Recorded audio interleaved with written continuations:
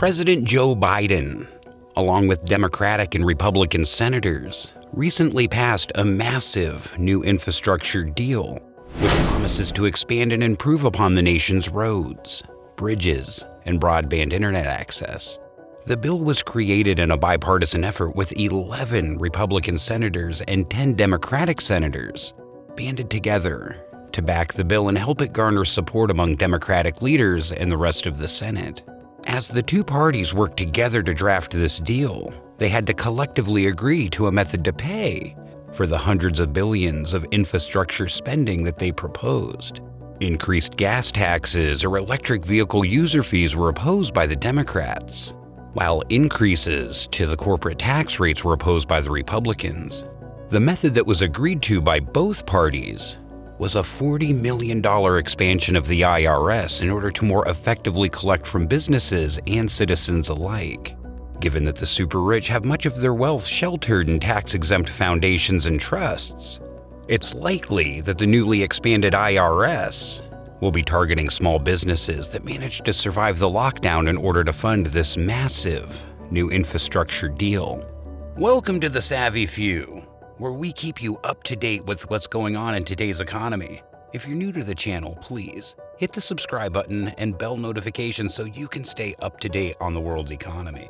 By increasing the budget and the scope of the IRS, the Biden government will be set to pick up where the Obama administration left off by using the IRS to target and harass political opponents. Former IRS executive Lois Lerner, who served her term during Obama's presidency, faced no legal repercussions for being at the heart of the Obama administration's direct targeting of Tea Party groups that attempted to qualify for tax-exempt status. The Department of Justice failed to lay any charges on Lerner, despite the fact that she admitted she was behind the direct targeting when she apologized to these very same Tea Party groups for targeting them. The Democrats are not alone in targeting the Tea Party either. 53rd Speaker of the House, John Boehner, a member of the Republican Party who served from 2011 to 2015, abused his role by directly targeting Tea Party members. As a speaker, Boehner removed every single person who was suspected of supporting the chairman of the Tea Party, Ron Paul, from any finance committee. This suave, underhanded political move effectively kills any representation ideas that the Tea Party may have had when debating budgets or any new laws that are in the process of being passed. The staunch duopoly of the Democratic and Republican parties have actively suppressed third parties, such as the Tea Party, from gaining any political foothold.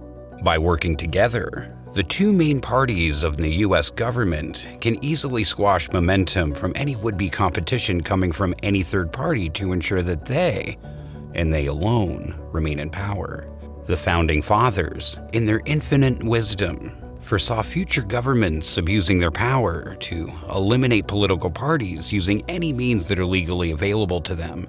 This is precisely why the Founding Fathers prohibited direct taxation, as they understood this was a tool that could have been easily abused by any federal government willing to do so.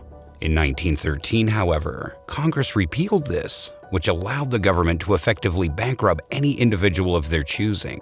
By using the IRS to launch a tax investigation onto an individual, even if no substantial evidence of fraud is found, the sheer amount of legal fees one would have to pay in order to defend oneself from the IRS could easily leave anyone in financial ruin. One of the most infamous examples of the federal government using the IRS and the tax code to directly target and ruin an individual was the well-known mafia leader Al Capone. Capone was the big fish that the government wanted to catch in order to make an example of. Was it dangerous, illicit activities that allowed Capone to gain his influence and notoriety that eventually led him to be in the IRS's crosshairs? No. It was actually failed government regulations that allowed Capone and the American Mafia to gain power in American society. Prohibition, which was a nationwide constitutional ban on the production, importation, transportation, and sale of alcoholic beverages, allowed the Mafia to gain financial power through bootlegging. Before Prohibition, Capone and the Mafia were also known to counterfeit food rations during World War I in order to get more food from the government to ensure no one in the community starved. In fact, in Sicily, the term mafioso had no criminal connotations and was instead used to refer to someone who was suspicious of central authority. These mafias were private armies intended to protect the people from an overreaching central government, exactly as the Founding Fathers foresaw. Since Capone was leading a successful anti-government faction, the U.S. Treasury Department and the IRS directly targeted Capone to put him behind bars. Capone was targeted for anything and everything and rarely, if ever, had his rights honored when being persecuted by the U.S. government.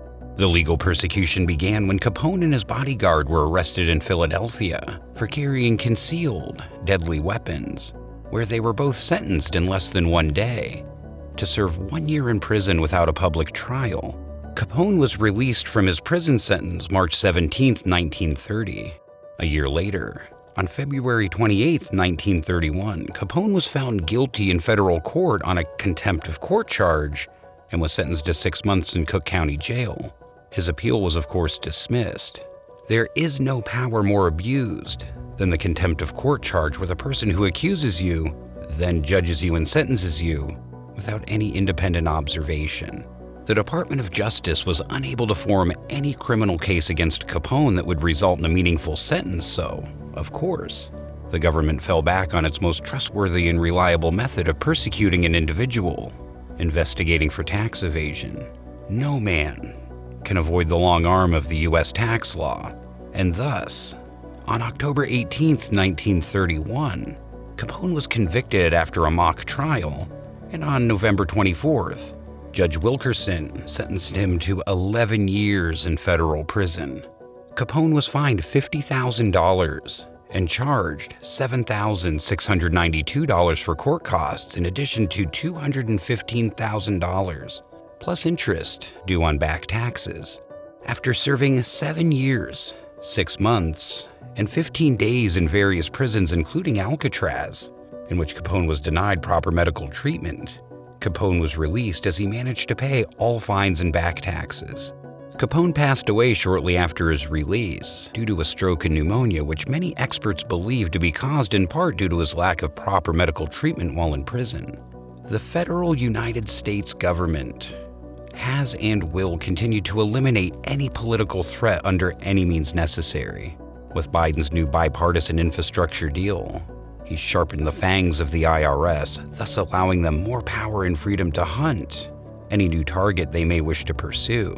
Small businesses and citizens alike should take warning, as the newly expanded IRS will stop at nothing to collect their revenues.